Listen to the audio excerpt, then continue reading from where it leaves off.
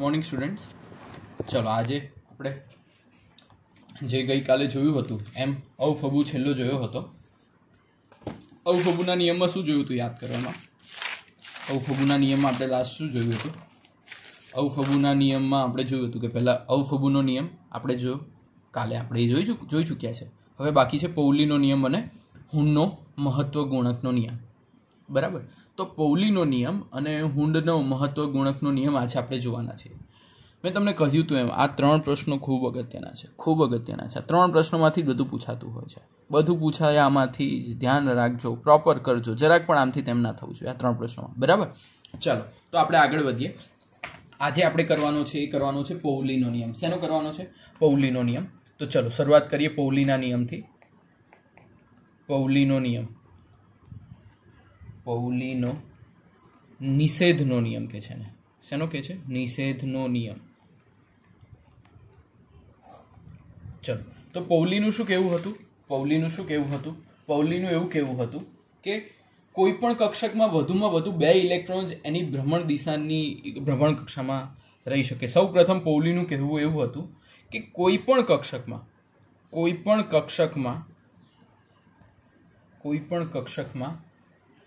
વધુમાં વધુ બે ઇલેક્ટ્રોન ગોઠવાઈ શકે. બે થી વધારે કોઈ પણ કક્ષકમાં બે થી વધારે ઇલેક્ટ્રોન ગોઠવાઈ શકે નહીં, એવું કોનું કહેવું હતું? પૌલીનું કહેવું હતું. બરાબર, હવે આપણે આગળ જોઈએ તો આપણને ખબર પડશે કે પૌલી બીજું જે છે એ ભ્રમણ કક્ષાની ખાસ ચર્ચા કરતો હતો. બરાબર, તો એનું બીજું કહેવું એમ હતું કે જેમ કે એસ આપણે જોઈ ચૂક્યા છે કે ભાઈ એસ કક્ષક છે. કેટલી કક્ષક છે? એસ કક્ષક છે. તો એસ કક્ષકની બીજી કેટલી પેટા કક્ષક હોય? એક્સ કક્ષકની બીજા એક જ પેટા કક્ષક છે. કેટલી છે? એક પેટા કક્ષક છે. એટલે એક્સ કક્ષકની બીજી પેટા કક્ષક એક છે, તો એક પેટા કક્ષકમાં કેટલા ઇલેક્ટ્રોન આવી શકે? ખાલી બે ઇલેક્ટ્રોન આવી શકે. કેટલા આવી શકે? ખાલી બે ઇલેક્ટ્રોન. બરાબર, જેમ કે પી કક્ષક છે. પી કક્ષકની આપણે પેટા કક્ષક જોઈ હતી, યાદ કરો કેટલી હતી? પી કક્ષકની બીજી કેટલી? 3 પેટા કક્ષકો હતી. યાદ છે? આપણે કાલે ફિગર ડ્રો કરી પીએક્સ, પીવાય અને પીઝેડ ની. બરાબર, પીએક્સ, પીવાય અને પીઝેડ આ ત્રણ પેટા કક્ષકો આપણે ડ્રો કરી ચૂક્યા છે. બરાબર, તો આ પીએક્સ ની અંદર ઇલેક્ટ્રોન કેટલા આવી શકે? પીવાય ની અંદર કેટલા આવી શકે? પીઝેડ ની કેટલા? તો એક પેટા કક્ષકમાં બે ઇલેક્ટ્રોન આવી શકે, એક પેટા કક્ષકમાં બે ઇલેક્ટ્રોન આવી શકે, એક પેટા કક્ષકમાં બે ઇલેક્ટ્રોન આવી શકે. એટલે ટોટલ 2 ને 2 4 ને 2 6 ઇલેક્ટ્રોન તેમાં સમાઈ શકે. એટલે એક્સ કક્ષકમાં 2, પી કક્ષકમાં બીજા 6 ઇલેક્ટ્રોન. એટલે એસ કક્ષકમાં 2 અને પી કક્ષકમાં કેટલા થયા? 6. બરાબર, એ ડિપેન્ડ કરશે એની પેટા કક્ષક ઉપર. હા, ખાસ ધ્યાન રાખજો, એની પેટા કક્ષક કેટલી છે એના ઉપર ખાસ આધાર રાખશે. પછી જો આપણે ડી કક્ષકની વાત કરતા હોય, ડી કક્ષકની પેટા કક્ષક કેટલી? ડી કક્ષકની પેટા કક્ષક કેટલી? 5. તો કહેવાશે 5 પેટા કક્ષક. કઈ 5 પેટા કક્ષક? DXY, DYZ, DXZ, DX² - Y² અને D2Z², અથવા કોઈ બુકમાં DZ² જ આપે છે તો વાંધો નહીં. બરાબર, હવે આ કેટલી થઈ? 5. દરેકમાં 2 2 જાય એટલે 2 + 2 + 2 ટોટલ કેટલા ઇલેક્ટ્રોન થયા? 10 ઇલેક્ટ્રોન. કેટલા થયા? 10 ઇલેક્ટ્રોન. એટલે આમાં એસ માં જઈ શકે 2, પી કક્ષકમાં જઈ શકે 6, ડી કક્ષકમાં જઈ શકે 10. અને જો એફ ઓર્બિટલની વાત કરતા હોય, એટલે કે એફ કક્ષકની વાત કરતા હોય, તો એફ કક્ષકની કેટલી પેટા કક્ષક છે? 7 પેટા કક્ષક છે. કેટલી કક્ષક છે? 7 પેટા કક્ષક. તો એ 7 પેટા કક્ષકના આધારે કેટલા ઇલેક્ટ્રોન જઈ શકે? ટોટલ 14 ઇલેક્ટ્રોન જઈ શકે. કેટલા ઇલેક્ટ્રોન જઈ શકે? 14. બરાબર, એટલે ઊંડનું કહેવું શું હતું કે એક્સ કક્ષકમાં એક પેટા કક્ષક છે, તો એટલા દરેકમાં જેટલી પેટા કક્ષક હોય એટલા ઇલેક્ટ્રોન તેમાં જઈ શકે. અને જે એમાં એસમાં બે ઇલેક્ટ્રોન ગયા હોય, દરેક પેટા કક્ષકમાં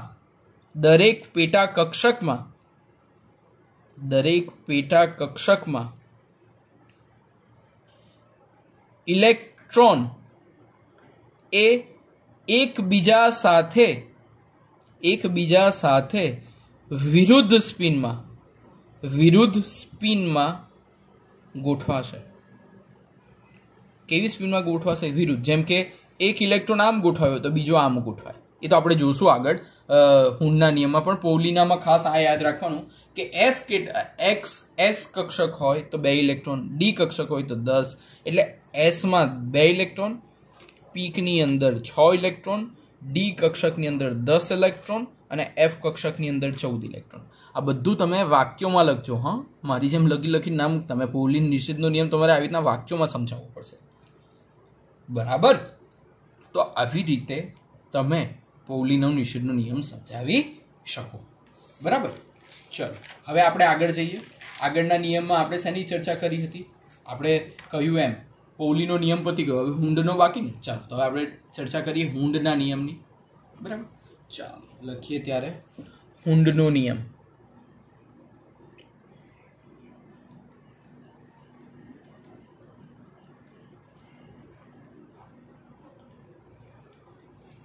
ઓકે, તો હુન્ડનો નિયમ શું કહેતો હતો? હુન્ડના નિયમની શું વાત હતી? તો હુન્ડ વૈજ્ઞાનિક જે હતો એ સમાન ઉર્જાવાળી પેટા કક્ષકમાં કઈ રીતે ઇલેક્ટ્રોન ગોઠવી શકાય એની આપણને સમજૂતી આપે છે. તો પહેલા તો હુન્ડનો નિયમ શેની સમજૂતી આપે છે એ લખીએ. આ નિયમ કોઈ પણ કક્ષકની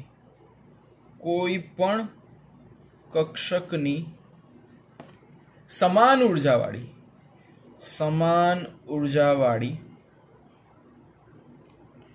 પેટા કક્ષકમાં કઈ રીતે ઇલેક્ટ્રોન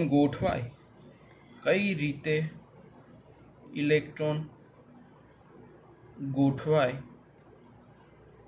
તેની સમજૂતી આપે છે. એટલે કોઈ પણ કક્ષકની સમાનવાળી પેટા કક્ષમાં કઈ રીતે ઇલેક્ટ્રોન ગોઠવાય એની સમજૂતી કોણ આપે છે? હુન્ડનો નિયમ આપે છે. તમને થશે કઈ રીતે છે પેટા કક્ષકમાં ઇલેક્ટ્રોન ગોઠવાય? તો ચલો આપણે પહેલું ઉદાહરણ લઈએ. શેનું લઈએ? બોરોનનું ઉદાહરણ લઈએ. પહેલું શેનું ઉદાહરણ લઈએ છે? બોરોનનું. શેનું ઉદાહરણ લઈએ? બોરોન. ચાલો તો બોરોન એટલે બી. બોરોનનો નંબર કયો? Z બરાબર 5 થશે. બોરોનનો નંબર શું થશે? Z બરાબર 5 થશે. તો આ Z બરાબર 5 માટે તમારે લખવાની છે એની ઇલેક્ટ્રોનીય રચના. શું લખવાની છે? Z બરાબર 5 માટે તમારે લખવાની છે ઇલેક્ટ્રોનીય રચના. Z બરાબર 5 માટે તમે જાણો છો. શું જાણો છો? Z બરાબર 5 માટે શું જાણો છો તમે? કે જો Z બરાબર 5 હોય તો આની ઇલેક્ટ્રોનીય રચના છે એ તમે પેલી રીતના લખતા હતા અષ્ટકના નિયમથી કે ભાઈ પહેલામાં 2 જાય પછી 3 જાય. બરાબર? આ અષ્ટકના નિયમથી તમે ઇલેક્ટ્રોનની રચના તમે લખી ગયા છે. આમાં કંઈ નવું નથી. આ તમે બધા જાણો છો. મારાથી એ સારું જાણતા હશો. બરાબર? પણ હવે એ ગયું. હવે એ જમાનો ગયો. હવે 11-12માં તમારે લખવાનું આવશે અઉફબુના નિયમ પરથી. શેના પરથી લખવાનું આવશે? અઉફબુના નિયમ પરથી. યાદ કરો આપણે અઉફબુના નિયમમાં શું નક્કી કર્યું હતું? અઉફબુના નિયમમાં નક્કી કર્યું હતું કે ભાઈ સૌ પ્રથમ જે છે ઇલેક્ટ્રોન શેમાં જશે? સાપસીડી રમતા હોય તો 1sમાં આવે, સાપસીડી રમતા 2sમાં જાય, પછી 2pમાં જાય. બરાબર? હવે આપણે નક્કી કરી ચૂક્યા છે હમણાં. શું નક્કી કર્યા છે કે ભાઈ એસમાં કેટલા ઇલેક્ટ્રોન જાય? 2. એસમાં 2 થી વધારે ઇલેક્ટ્રોન જાય નહીં. એ આપણે ઓલરેડી નક્કી કરી ચૂક્યા છે. એસમાં 2 થી વધારે ઇલેક્ટ્રોન ના જાય. બોરોનનો નંબર છે કેટલો? બોરોનનો નંબર છે 5. તો આની ઇલેક્ટ્રોનીય રચના કઈ રીતે લખાશે? 1s ની અંદર કેટલા ઇલેક્ટ્રોન જશે? 1s ની અંદર જશે 2. 1sમાં કેટલા જશે? 2. પછી નેક્સ્ટ 1sમાં 2 જશે પછી કઈ કક્ષક છે? 2s છે. તો 2sમાં કેટલા જશે? બીજા 2 જશે. કારણ કે sમાં 2 થી વધારે ઇલેક્ટ્રોન જઈ શકે નહીં. એટલે 1sમાં 2 જશે અને 2sમાં 2 જશે. બરાબર? પછી જો સાબસીડી રમતા ક્યાં આવીએ છીએ આપણે? હા, 2pમાં આવીએ છીએ. તો 2pમાં કેટલા ઇલેક્ટ્રોન જશે? 2pમાં કેટલા ઇલેક્ટ્રોન જશે? 1 ઇલેક્ટ્રોન જશે. કેટલા ઇલેક્ટ્રોન જશે? 1 ઇલેક્ટ્રોન. બરાબર? તો આ થઈ બોરોનની ઇલેક્ટ્રોનીય રચના. શું થઈ? ઇલેક્ટ્રોનીય રચના શેની થઈ? બોરોનની. હવે હુન્ડનું શું કેવું હતું કે આ 1s જે છે એમાં 2 ઇલેક્ટ્રોન ગોઠવાય છે, તો બરાબર 2 ઇલેક્ટ્રોન ગોઠવીએ 1s ની અંદર. 2s છે એમાં આપણે 2 ઇલેક્ટ્રોન ગોઠવીએ. અને 2p ની અંદર તો 3 કક્ષકો છે. 2p માં તો 3 કક્ષકો છે. કઈ કઈ છે યાદ કરો? 2px, 2py અને 2pz. 1s પછી છે 2s. બરાબર. એટલે ટોટલ આવી રીતના 1s ની અંદર આવી રીતના કક્ષક છે, 2s માં છે, 2px છે, 2py અને 2pz છે. હવે 1s માં કેટલા ઇલેક્ટ્રોન છે જોવો જોઈએ. 1s માં કેટલા ઇલેક્ટ્રોન છે? 2 ઇલેક્ટ્રોન છે. 2s માં કેટલા છે? 2 અને 2p માં 1 છે. તો 1s માં 2 ઇલેક્ટ્રોન છે એટલે આવી રીતના લખવાના. 2s માં છે એટલે આવી રીતના લખવાના. સામસામે સ્પિનમાં. બરાબર. અને 2p1 છે તો p માં કેટલો આવે? 1 ઇલેક્ટ્રોન આવે. સમજાય છે? ચલો હજુ આપણે એક ઉદાહરણ લઈએ જેનાથી વધારે તમને સમજાશે. આપણે ઉદાહરણ લઈએ કાર્બનનું. શેનું લઈએ? કાર્બનનું. બધું હુનના નિયમમાં લખવાનું હો. કાર્બન. ચલો કાર્બનનો નંબર કયો? Z બરાબર 6. કાર્બનનો નંબર કયો? Z બરાબર 6 થાય. બરાબર. હવે જો Z બરાબર 6 થાય તો આપણે કઈ રીતે ગોઠવી શકીએ? કઈ રીતે ગોઠવી શકીએ? ચાલો પાછો આવી જાઓ, સાપસીડી રમવા માટે તૈયાર થઈ જાઓ. 1s માં કેટલા ઇલેક્ટ્રોન જશે? 1s માં કેટલા જશે? 1s માં કેટલા જશે? યાદ કરો. s માં કેટલા જાય? યાદ કરી લો. s માં જાય 2, p માં જાય 6, d માં જાય 10 અને f માં જાય 14. આ યાદ કરી દેજો, આખી જિંદગી તમને કામ લાગશે. s માં 2, p માં 6, d માં 10, f માં 14. આખી જિંદગી કામ લાગવાનું છે ભાઈ. હા, જ્યાં સુધી ભણશો ત્યાં સુધી આ આવશે જ. એટલે અત્યારે પાકું કરી લેજો એને. ચલો હવે 1s માં કેટલા ગયા? 1s માં કેટલા ગયા? 2. ચલો પછી સાપસીડી રમતા રમતા ક્યાં આવ્યા? 2s પર. તો 2s માં કેટલા જશે? 2. 2s માં કેટલા જશે? 2. નંબર જુઓ, ગણતા રહેવાનો. 6, 2 ને 2 4, હજુ 2 બાકી. એટલે p માં કેટલા જશે? 2 ને 2 4 થઈ ગયા. તો p માં કેટલા જશે? 2p2. 2p2. ઇલેક્ટ્રોનની રચના લખતા આવડશે હવે? 2 + 2 + 2 કરો એટલે 6 થઈ જશે. ચલો હવે આપણે લખીએ આપણી રીતના. 1s, 2s, 2p. 2p માં તો 3 કરી જ દેવાની. એટલે 1s માં કેટલા જાય? 2. 2s માં કેટલા જાય? 2. અને 2p માં કેટલા જશે? 2. પણ અહીંયા લોકો ભૂલ કરે છે. કઈ એવો તમને સમજાવો. પહેલા હું લખી દઉં. 2py, 2pz, 2s અને 1s. જો છોકરાઓ, હા, સૌથી ઇમ્પોર્ટન્ટ પોઈન્ટ આજનો કે ભાઈ 1s માં 2 ઇલેક્ટ્રોન જતા રહ્યા, ગોઠવી દીધા. 2s માં 2 ઇલેક્ટ્રોન ગયા, ગોઠવી દીધા. 2p ની અંદર 2 ઇલેક્ટ્રોન છે. કેટલા ઇલેક્ટ્રોન છે જોવો જોઈએ. 2p માં કેટલા ઇલેક્ટ્રોન છે? 2 ઇલેક્ટ્રોન છે.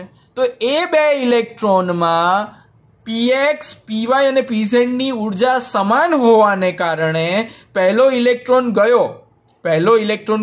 પછી બીજો ઇલેક્ટ્રોન એની બાજુમાં નથી ગોઠવાતો, એની બાજુની કક્ષામાં જાય છે. એટલે લોકો અહીંયા જ બીજો ઇલેક્ટ્રોન દોરી દે છે કે ભાઈ બંને સાથે, પછી બીજા 2, પછી બીજા 2. એવું થતું નથી. કેવી રીતે થાય છે? પહેલા એક ઇલેક્ટ્રોન ગયો, પછી બીજો ગયો, અને હવે જો ત્રીજો આવશે તો પછી જશે. બરાબર. ખાસ ધ્યાન રાખવું પડશે, નહીતર તમે પાછળ પડી જશો. એક ગયો પછી બીજો ગયો, એક ગયો પછી બીજો ગયો, એક ગયો પછી બીજો ગયો. 2p2 છે એટલે એક ગયો પછી બીજો, પછી હજુ ત્રીજો બી ગોઠવાશે, પછી ચોથો અહીંયા આવશે. બરાબર. કઈ રીતે? હું તમને એક એક્ઝામ્પલ બીજું લઈને સમજાવું જેનાથી તમને આગળ આઈડિયા આવે કે કઈ રીતે છે. જેમ કે હું તમને વાત કરું, ત્રીજું ઉદાહરણ આપણે લઈએ ઓક્સિજનનું. શેનું લઈએ? ઓક્સિજનનું. ખૂબ ધ્યાન રાખજો હો, ખૂબ ધ્યાન રાખજો. ન સમજાય તો તરત રિવાઇન્ડ કરી લેજો. હવે લઈએ છો ઓક્સિજન. ઓક્સિજન O બરાબર Z બરાબર 8. બરાબર, આવું છે. ચલો હવે આની ઇલેક્ટ્રોનીય રચના આપણે લખવી તો કઈ રીતે લખાય? 1s2, 2s2. બરાબર. હવે લખતા આવડશે તમને? ચાલો તો હજુ તમને સાપસીડી રમાડવા આવી જાઓ. 1s2, 1s થી આમ પાછા ગયા 2s, 2s2, પછી શું છે? 2p. એટલે 2 ને 2 4 જતા રહે એટલે p માં કેટલા આવશે? 8 હોય તો p માં કેટલા બાકી રહે? બોલો કેટલા લખું? બોલો. હા, સાચું બોલ્યા, 4.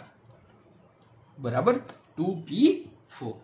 બરાબર. ચલો હવે આપણે આને લખીએ એટલે વધારે તમને સમજાશે. આ છે 1s, આ છે 2s, પછી છે 2p,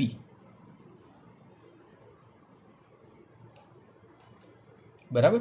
એટલે 2p માં આવે 2px 2py 2pz. બરાબર. 1s માં 2 છે એટલે કેટલા જશે?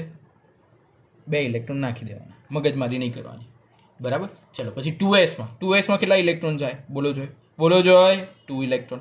આ 2p માં 4 છે એટલે પહેલો ઇલેક્ટ્રોન 2px માં, બીજો ઇલેક્ટ્રોન 2py માં, ત્રીજો ઇલેક્ટ્રોન 2pz માં. 1 2 ને 3 થાય કેટલા છે? 4. ચોથો પાછો અહીંયા ગોઠવાય. ચોથો ભાઈ અહીંયા ગોઠવાઈ જાય, મજા કરી લે. લોકો ભૂલ શું કરે છે તમે કરતા નહીં. પહેલા એક ઇલેક્ટ્રોન જાય પછી ચોથો ઇલેક્ટ્રોન આવે. ચલો હજુ એક ઉદાહરણ જોઈએ આપણે. હવે જોઈએ ફ્લોરિનનું. શેનું જોઈએ? ફ્લોરિન. ભાઈ 1 થી 30 નંબર પ્લીઝ યાદ કરી દેજો. હા, 1 થી 30 નંબર પ્લીઝ યાદ કરી દેજો. હા, આપણને તો જ મજા આવશે ભણાવવાની, તો નહીં આવે. ચલો પાછી ફ્લોરિનમાં તો શું થશે? પાછી સાબસિડી રમી આવી જાઓ. ચલો 1s માં કેટલા જશે? 1s માં 2, 2s માં 2 અને 2p એનોમાં કેટલા છે? 9 છે એટલે 2p શું થશે? 2p 5 થશે ને. 2 ને 2 4 ને 5 9 થઈ ગયા. ચાલો હવે આગળ જઈએ. તો આ છે 1s, આ શું છે? 1s, આ શું છે? 2s અને આ શું છે?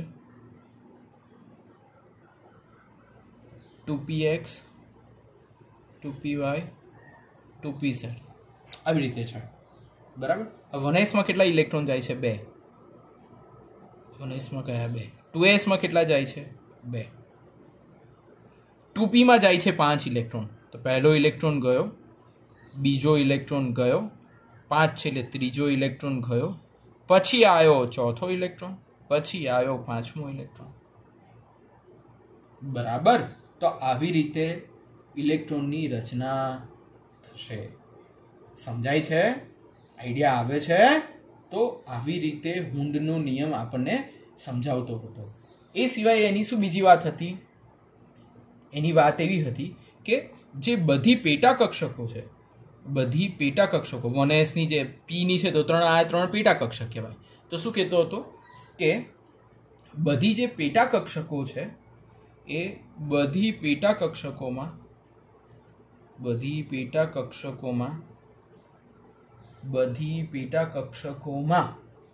એક ઇલેક્ટ્રોન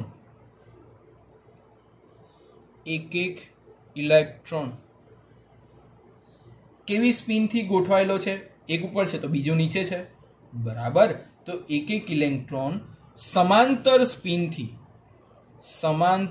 સ્પિનથી ગોઠવાયેલો હોય છે. સમાંતર સ્પિનથી ગોઠવાયેલો હોય છે. ઓકે. તો આ થઈ શેની વાત? આ શેની વાત થઈ? હુન્ડભાઈની વાત થઈ. આ શેની વાત થઈ? હુન્ડની વાત થઈ. ઓકે. તો આ થયો હુન્ડનો નિયમ. આપણે બધું જ લખવાનું કે ભાઈ બોરોન છે, કાર્બન છે, કઈ રીતે ઓક્સિજન ફ્લોરિનમાં કઈ રીતે ઇલેક્ટ્રોનની ગોઠવણી થાય, કઈ રીતે આગળ વધે, બધું સમજાવવાનું. બરાબર. આટલું ખાસ વ્યવસ્થિત કરવાનું. બરાબર. ચલો હવે બીજા બધાની ઇલેક્ટ્રોનની રચના જોઈએ. જેમ કે આપણે જોઈએ શેની જોઈ છે? સિલિકોનની જોઈએ. ચલો એક ઉદાહરણ બીજું લઈએ.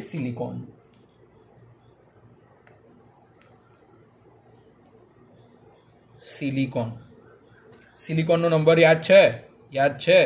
ના ભાઈ સર, અમારે શું કરવા યાદ કરવાનું? તમે કરી નાખજો 1 થી 30 નંબર ને, તો નહીં મજા આવે મને. સિલિકોન એટલે 14. સિલિકોનમાં Z બરાબર કેટલો હોય છે? 14. હવે આની ઇલેક્ટ્રોનીય રચના પૂછે. શું પૂછે? ઇલેક્ટ્રોનીય રચના લખો. સિલિકોન Z બરાબર 14 ની ઇલેક્ટ્રોનીય રચના લખો. તો કઈ રીતે લખવાની? સિલિકોન Z બરાબર 14 ની ઇલેક્ટ્રોનની રચના લખવાની કે તો કઈ રીતે લખવાની? જેમ કે હું તમને કહું સિલિકોન Z બરાબર 14. બરાબર.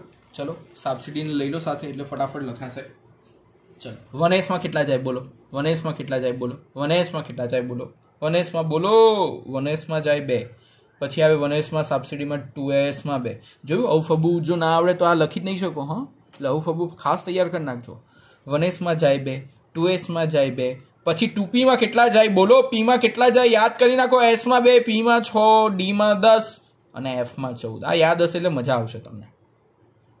યાદ રાખજો. ચલો 2s માં 2, પાછું આ બોલ જ કરું છું એટલે તમને યાદ રહી જાય. 2p ની અંદર કેટલા જશે? 2p ની અંદર જશે 6.